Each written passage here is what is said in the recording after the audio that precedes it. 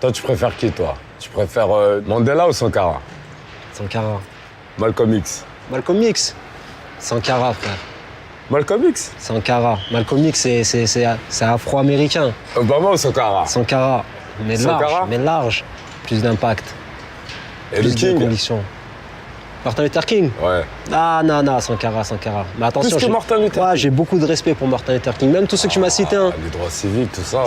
Ils ont vraiment eu des combats, c'est admirable. Hein. Mais seulement, Sankara, c'est quelque chose qui nous appartient encore plus, nous, Noirs africains. Plus? Tu sais, c'est quelque chose qui touche vraiment au cœur de l'Afrique. Il s'est battu pour l'Afrique, pour l'africanité. Et c'est vrai qu'après, ça a dépassé l'Afrique, c'était universel. Pour moi, ça a plus de portée encore. Tu préfères Booba ou Sankara? Tu préfères Buduzo ou Sankara? Dis la vérité, dis la vérité. Même en termes de punchline, je préfère écouter du Sankara, frère. Vas-y, dis-moi le punchline Sankara. Entre le riche et le pauvre, il n'y a pas la même morale. Les riches, ce sont eux qui volent le fisc, les douanes et qui exploitent le peuple. Et on a de la chance d'avoir une personnalité qui a marqué aussi par sa liberté de ton, son impertinence. De moins en moins de gens qui ont les couilles d'assumer leurs propos. Donc c'est bien d'avoir des référents comme ça, comme Thomas Sankara, qui tiennent tête aux grandes institutions mondiales, financières, aux plateformes politiques, aux élites, on va dire, aux oligarques. Et ça plaît à la jeunesse.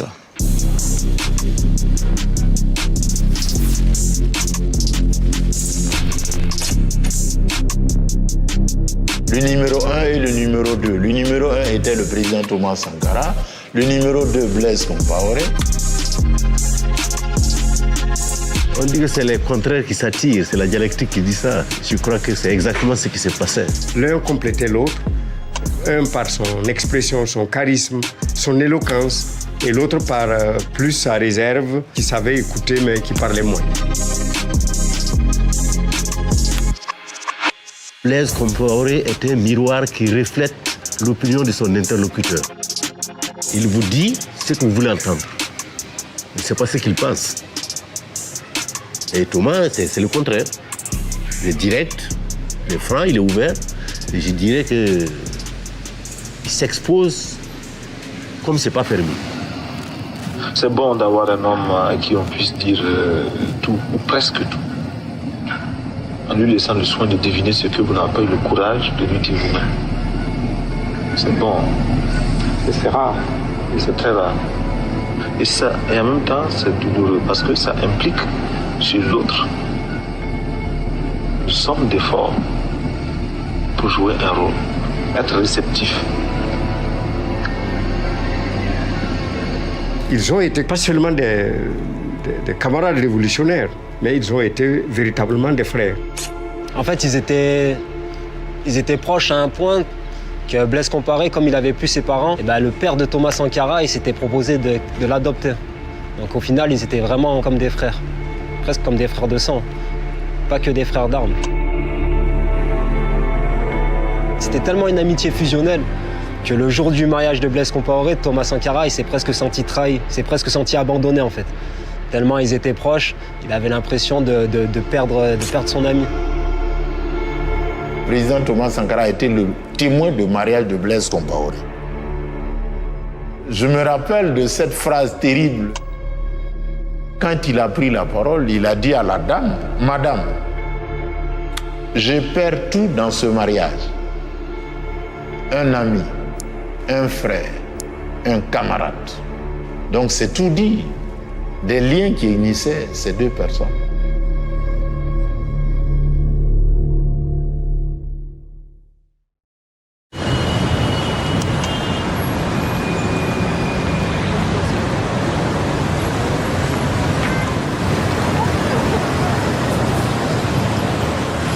Je suis en train de chercher un système pour voyager clandestin. Mais ça pourrait coûter cher. Et je voudrais que chacun se rassure et sache que je vais un peu partout. Je vais à l'est, à l'ouest.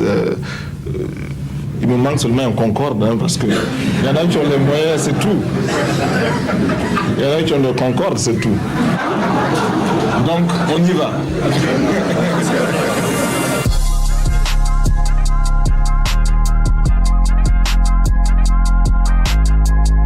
Et à un moment donné, le jeune Sankara prenait beaucoup de place. Prenait beaucoup de place et faisait la leçon à tout le monde. C'est très bien que Thomas Sankara dérangeait beaucoup de monde, pas seulement la France. Il y a la question du capitaine Sankara, le jeune et nouveau et bouillant dirigeant qui est venu, mais avec, semble-t-il, quelques réticences. La France ne comprend pas l'Afrique. Et il est grand temps qu'elle la comprenne. Il a un charisme naturel, oui, il est beau gosse, il s'exprime bien, ses idées sont claires, c'est le roi de la punchline, et juste il tient tête. Et Mitterrand, ça, bah évidemment, ça ne passe pas, quoi.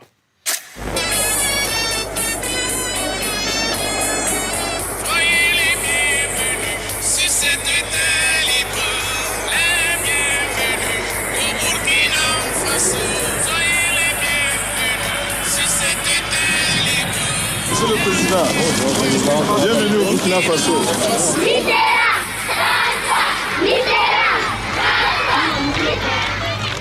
La révolution de Thomas Sankara gênait tellement les intérêts de la France. Elle avait tout à perdre en perdant le Burkina. L'occasion pour le capitaine Sankara de montrer à François Mitterrand les premiers succès de sa fougue révolutionnaire. Le tout ponctué d'une touche de sympathie, le papa blanc devenant ici, dans la bouche des enfants, un affectueux tonton.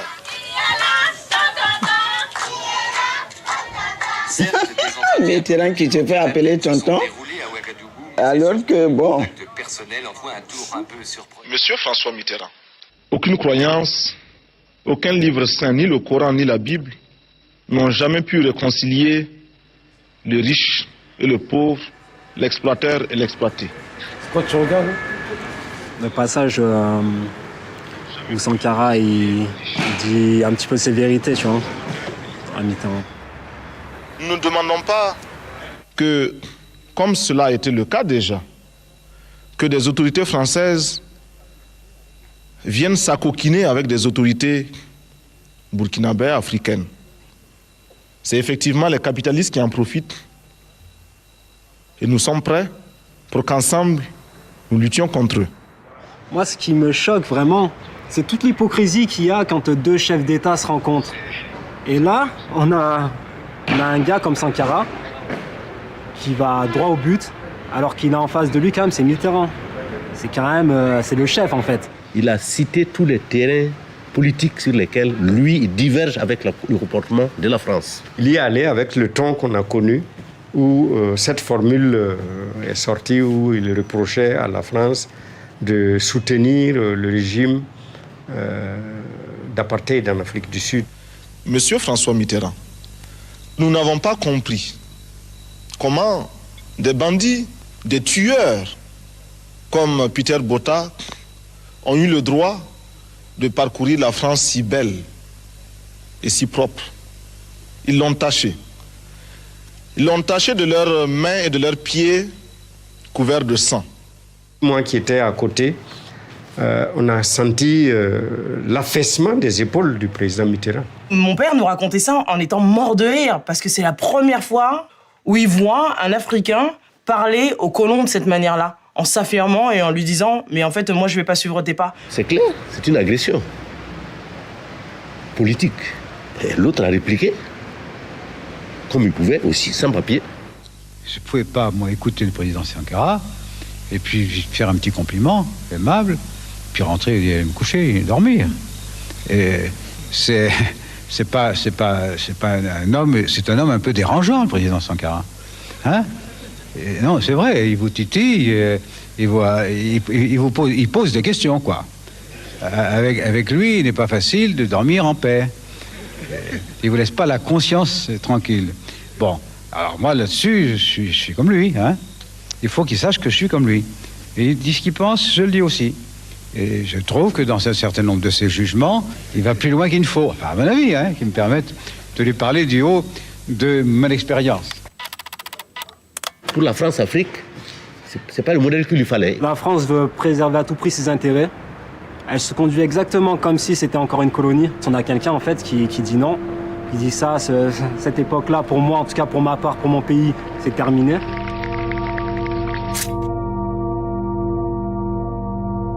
Et pendant tout ce temps-là, son image ne faisait que grandir au Congo, au Ghana, au Sénégal, en Côte d'Ivoire, un peu partout au Nigeria, aux États-Unis, partout à Harlem.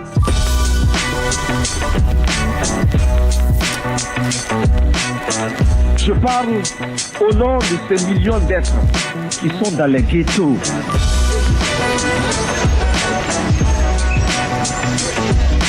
Parce qu'ils ont la peau noire ou qu'ils sont de cultures différentes et qui bénéficient d'un statut à peine supérieur à celui d'un animal.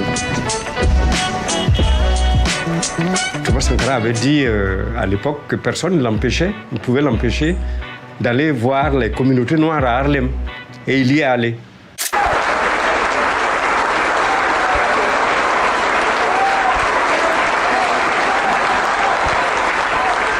L'impérialisme, le néocolonialisme, le racisme, gloire, dignité, pouvoir, la patrie ou la mort. Merci camarades. La rencontre à Harlem n'était pas vraiment dans le programme officiel. Et les services de protection américains n'ont jamais eu autant de difficultés à protéger un chef d'État qu'avec Sankara. Notre Maison Blanche se trouve dans le Harlem noir. That's what I said, and I will repeat myself. My White House is in the Black Harlem. Ah, parce qu'il a des punchlines. Il a des punchlines. On a dit votre maison blanche, vous l'avez faite là où il y a le plus de noirs. Ça, il a dit ça devant tout le monde. C'est vrai, j'écoute ça. Elle est mortelle. Elle est mortelle. Il n'y a jamais un rappeur qui a écrit ça. Nous devons être fiers d'être noirs. You have to be proud to be black.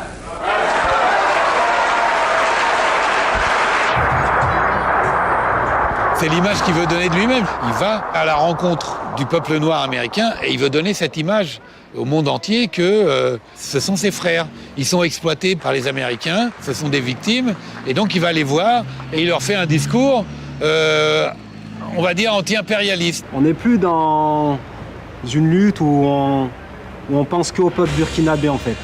Là, ça dépasse les frontières et ça touche à la plus grande puissance mondiale. Je vais vous montrer que je suis prêt contre l'impérialisme. That's why I'm going to show you that I'm ready for imperialism.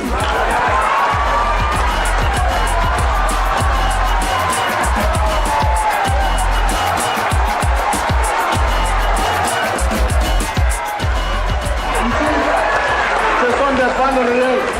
Those bullets are real bullets.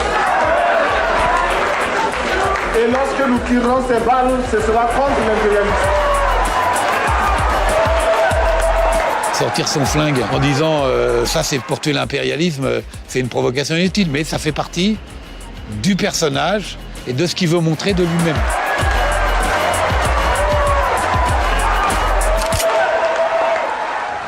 Une fois que son message il a dépassé les frontières, ça peut gangréner le monde entier en fait. Tous les opprimés, toutes les minorités, tous ceux qui sont oppressés par un système, ils peuvent prendre exemple sur un homme qui a voulu se lever.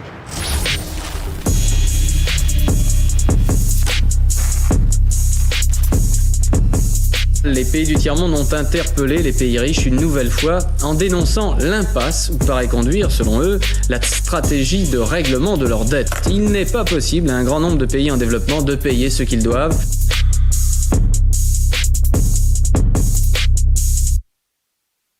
Que la dette ne saurait être payée.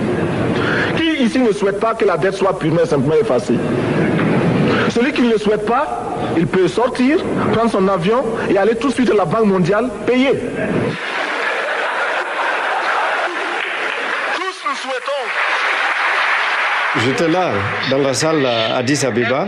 Je voyais dans le regard de certains chefs d'État toute l'admiration. Ça a été terrible. Que nous ne sommes pas responsables de la dette. Qui a sauvé l'Europe? C'est l'Afrique. Nos anciens combattants ont sauvé l'Europe et finalement ont permis au monde de se débarrasser du nazisme.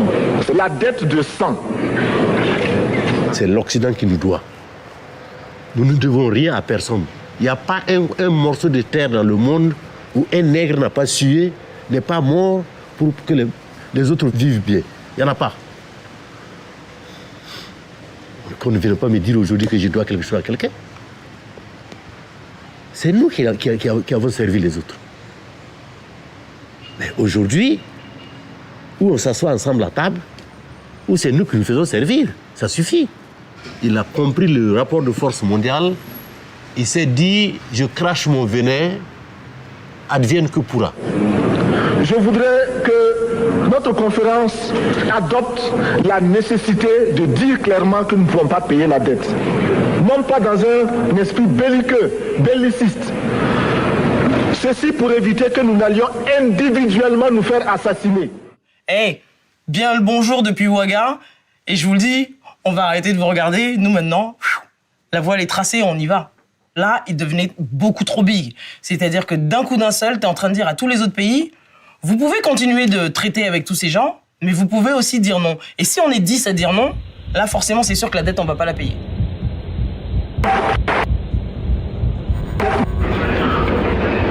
Si le Burkina Faso tout seul refuse de payer la dette, je ne serai pas là à la prochaine conférence. Par contre, avec le soutien de tous, dont j'ai besoin,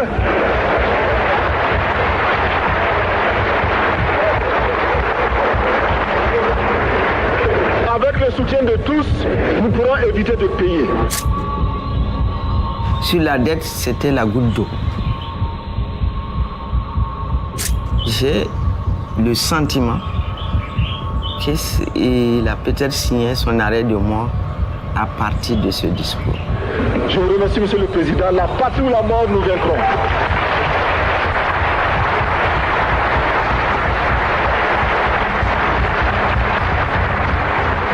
L'extérieur se dit, lui c'est un nuisible. À l'intérieur, bah forcément il suscite de la jalousie parce qu'en fait il prend de l'ampleur. C'est un personnage vraiment à la fois charismatique et qui du coup efface tous les gens qui sont autour de lui. Quand on a son frère qui est là en numéro 2 et qui est toujours là pour écouter et qui finalement n'arrive pas à avoir cette aura que le frère aîné a, mais c'est sûr que ça suscite des jalousies.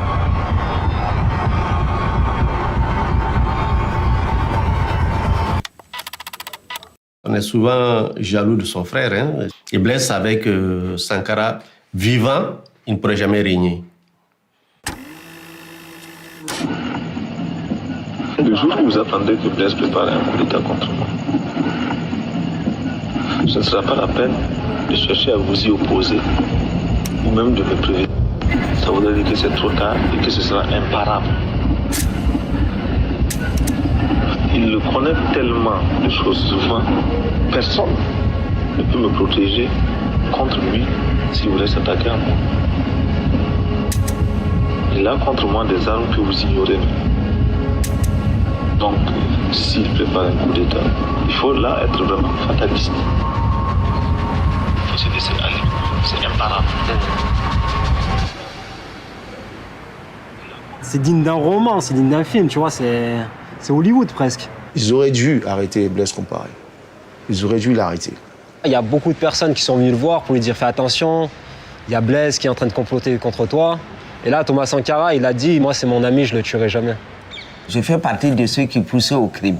Je suis apparu dans son bureau en furie, énervé que j'étais. J'ai dit mais qu'est-ce que tu fais? On t'a connu battant. Comment se fait-il que tu laisses Blaise faire ce qu'il est en train de faire? Et la réponse m'a été je me bats, mais je ne me salirai jamais les mains. Jamais.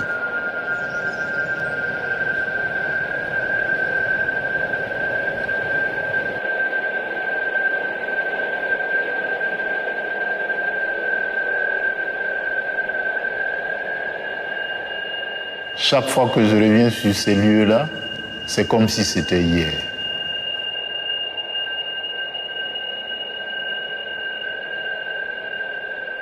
Un commando démarre de la maison de Blaise Compaoré.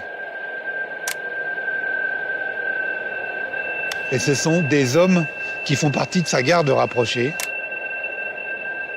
Ils sont 12. Ils sont armés de Kalachnikov. Ils rentrent au Conseil de l'Entente, où Sankara a prévu une réunion avec plusieurs de ses collaborateurs. Ils arrivent. Il tire sur tout ce qui bouge, et en particulier sur la garde rapprochée de Thomas Sankara. Il rentre dans le pavillon. Le président était assis par là, et nous autres, on était assis comme ça. Moi, j'étais assis au bout ici. Voilà. Le président est sorti. C'est d'ici qu'il s'est levé, ici. Il s'est levé, tiré son sous-vêtement vers le bas. Et il est sorti. Le premier, les mains en l'air. Sans armes.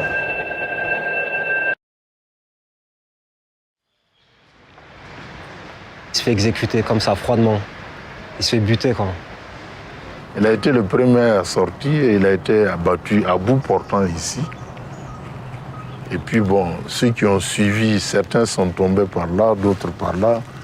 D'autres étaient venus se coucher par là. Moi, je me suis couché ici, juste là. On l'a criblé de balles et puis on l'a jeté dans un trou. Ils l'ont crucifié, c'est tout. Nous sommes dans l'un des quartiers les plus misérables de la capitale. Son cadavre et ceux de ses gardes, jetés ici, sans cercueil ni pierre tombale, juste quelques mots griffonnés. Sankara, tu as été trahi par ton meilleur ami. Il y a un détail aussi là qui m'énerve aussi. C'est que Blaise Compaoré, il dit quoi? Il dit que Thomas Sankara, il a été tué par accident. Il déclare ça, il déclare carrément qu'il a été tué par accident. Alors, on sait que c'est une exécution. On sait que Accident, c'est-à-dire des mecs viennent avec des calaches, entrent, le mec il lève les mains, il l'exécute par accident. Non, je dis que j'étais chez moi, j'étais même malade et lorsque ça tirait, des camarades, un camarade qui était avec moi peut le confirmer, je pensais même que c'était ma maison qu'on attaquait. Je suis sorti même dans la rue avec mon arme pour me défendre. Donc, vous avez des regrets? D'avoir perdu un ami, bien sûr. Et un regret aussi, qu'à un moment de sa vie, il ait pensé à nous liquider. C'est dommage. Ouais, c'est dommage.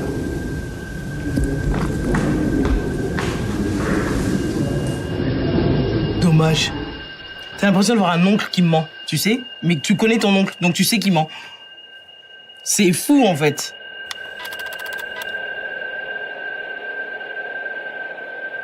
C'était lui ou nous. Il n'y a pas meilleur aveu que de dire c'était lui ou nous.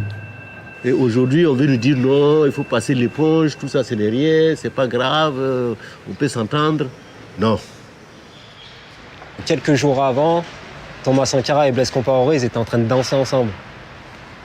Quelques jours avant son exécution. C'est-à-dire que le gars savait déjà qu'il allait l'exécuter et il faisait comme si rien n'allait se passer. Ça, c'est ouf, ça. Ça montre à quel point, quand même, l'être humain il est capable d'user de duplicité comme ça pour arriver à ses fins. Toi, t'es convaincu que c'est Blaise Compaoré qui l'a assassiné? Est-ce que toi, dans ton intime conviction, t'es convaincu? Bah, en tout cas, c'est sous ses ordres, forcément. De toute façon, à qui profite le crime? Quand tu regardes, c'est lui qui prend le pouvoir.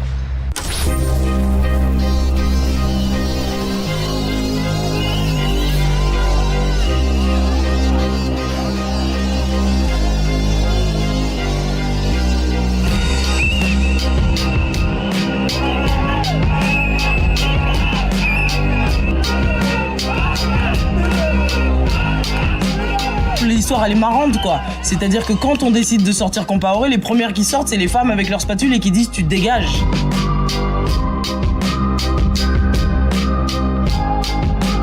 Tu te dégages et c'est les femmes qui le font.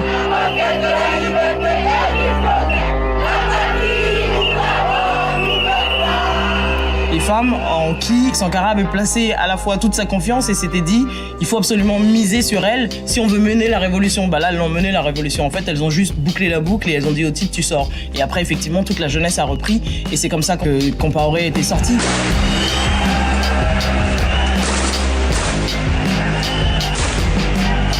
Il tire avec des calibres.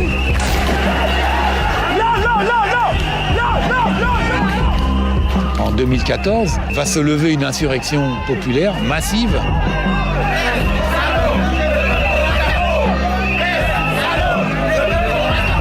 Où les les gens ont renversé un gouvernement en affrontant les militaires, en levant les mains au ciel. Nous sommes venus essayer de manifester pacifiquement, montrer à la face du monde entier que les vrais bourreaux, ce sont eux. C'est l'État burkinabé, c'est Blaise Compaoré.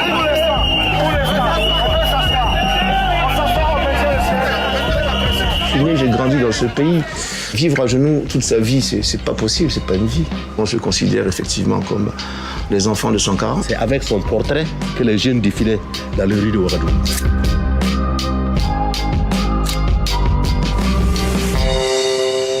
Donc il a été réhabilité comme ça se doit.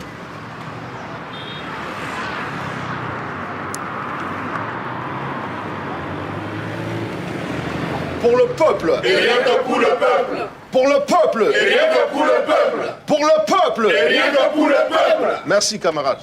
Merci. Je pense aussi à mes enfants, à mes petits-enfants, qui doivent hériter quand même de quelque chose, quoi. Pas que les parents aient fait le con toute la vie. Il faut quand même qu'on leur lègue quelque chose. Ne serait-ce qu'un morceau de résistance pour qu'ils puissent continuer.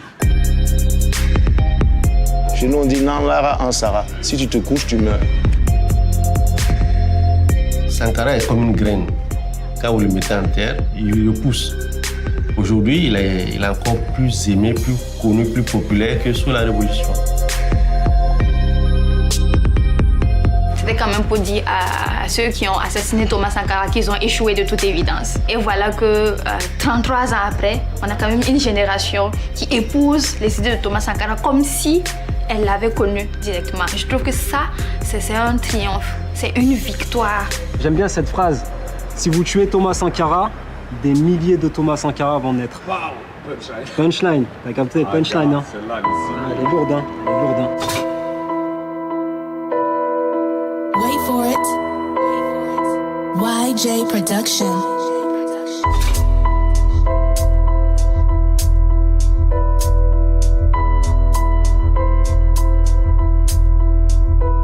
Ça met des bâtons dans les roues, donc ça parle à bâton rompu. Dis-leur que les jeunesses de Sankara ne se tairont plus. Voilà un chef d'État comme les Africains n'auront plus, à cause de traite comme Blaise Compaoré le corrompu. Révolutionnaire comme Che Guevara, un franc-parler capable de mettre des mecs comme Mitterrand dans l'embarras.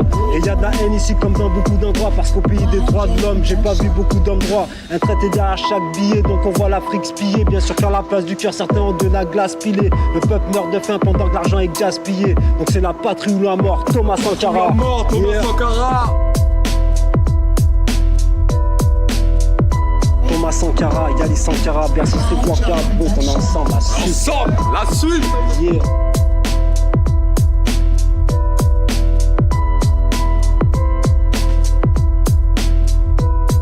Voilà, c'est la fin de ce documentaire sur la vie de Thomas Sankara. J'espère que ça vous a plu. Un grand merci à Yohan Malka et toutes les équipes de Brut qui ont réalisé ce documentaire au Burkina Faso en 2021 avec un contexte politique qui n'était pas du tout simple. N'oubliez pas de vous abonner aux chaînes YouTube de Brut pour ne rien rater de nos prochaines vidéos et documentaires. Et je vous dis à très bientôt.